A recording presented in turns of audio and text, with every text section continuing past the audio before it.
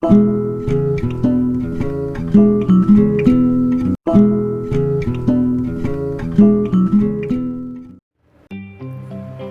friends, this is a new initiative at NIMR to videograph the scientists at NIMR who will explain their perspective on malaria. And so I'm happy to participate in this myself. My name is Amit Sharma. I was a biologist looking at the crystal structures of malaria parasite proteins for almost 2 decades. Very recently, I have moved to NIMR. The full name for NIMR, as you know, is National Institute of Malaria Research, and they focus on all aspects of malaria research that will help in its control and elimination from India.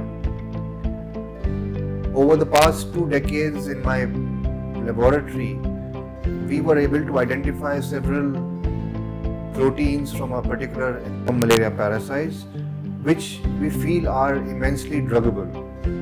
So our work, especially over the past of the 20, has resulted in several new enzyme targets which, if inhibited with potent compounds, can be developed further for malaria drug therapy.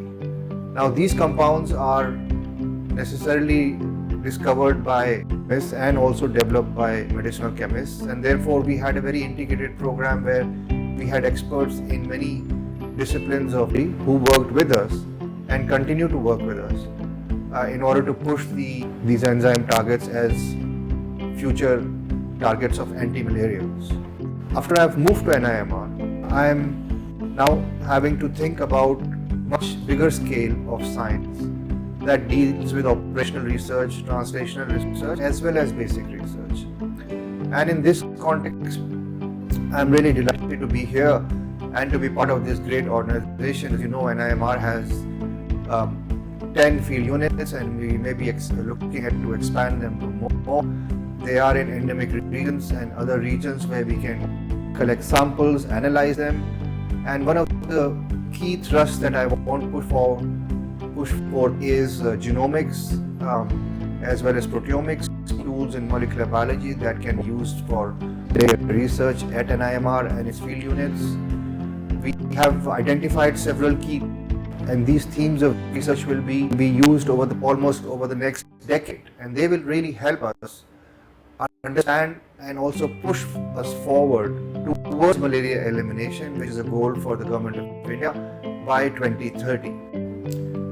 During this journey, we hope that we will be doing high quality research which will have an impact not only on our understanding and the vectors and epidemiology and environmental factors that determine this disease, but also we hope that it will be key to the control of malaria and its possible elimination from India.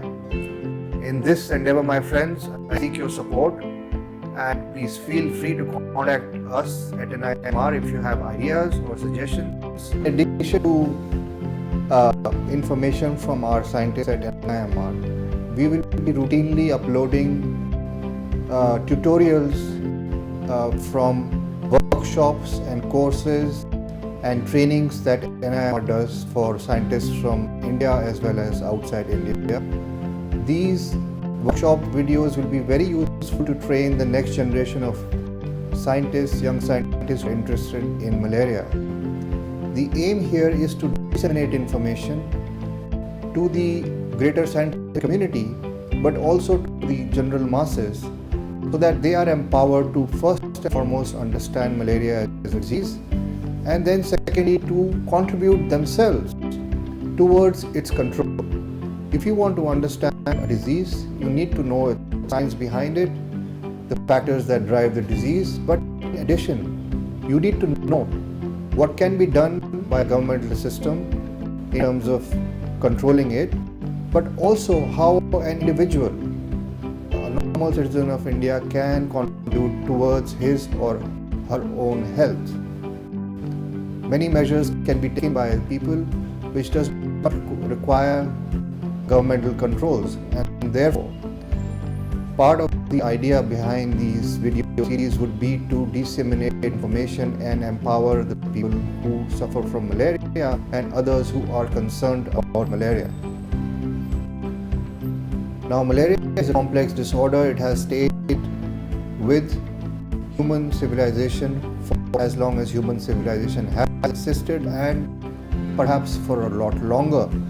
The parasite and the vector have literally been on Earth for millions of years. As you know, humans have not been on Earth for millions of years, as to say humans in context of what the species specifically is called Homo sapiens sapiens. And therefore, both the vector and parasite are very clever, very adept at changing, modifying themselves, adapting to new situations, and therefore they are constantly changing and making it difficult for malaria control programs to bring them under control.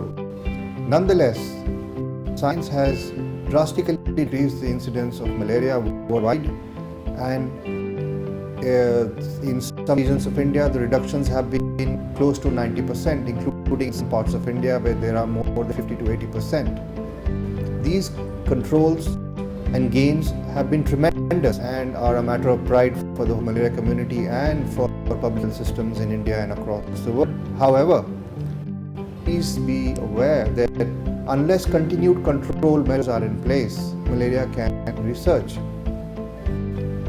What this means is that not only do we have to keep all the stakeholders on board who participate in malaria control and research, but we have continuously disseminated information so that everyone is aware that the moment we take our eyes off this disease, it will reoccur, as had happened in the past several times. I am used to thinking of malaria as a national biomarker for India. This is because if malaria elimination can be achieved, it can only be done so when all the stakeholders in India and outside India work in perfect synchrony. That is to say that the stakeholders will participate and contribute, and most importantly collaborate with each other to bring down cases of malaria to zero, which would be then called malaria elimination. If we have parties or stakeholders who don't fully participate in this nationwide exercise, then it's likely that control measures will be difficult to implement. And therefore, control of malaria and eventual elimination of malaria can be looked at as a biomarker for development of India and of other regions across the world where malaria is a problem. At the end, I would like to say that it may sound trivial, malaria can be controlled, but it's an extremely complex disorder where everyone who suffers from it, and even those who don't, need to be aware of basics of malaria so that they can contribute towards malaria control. Thank you.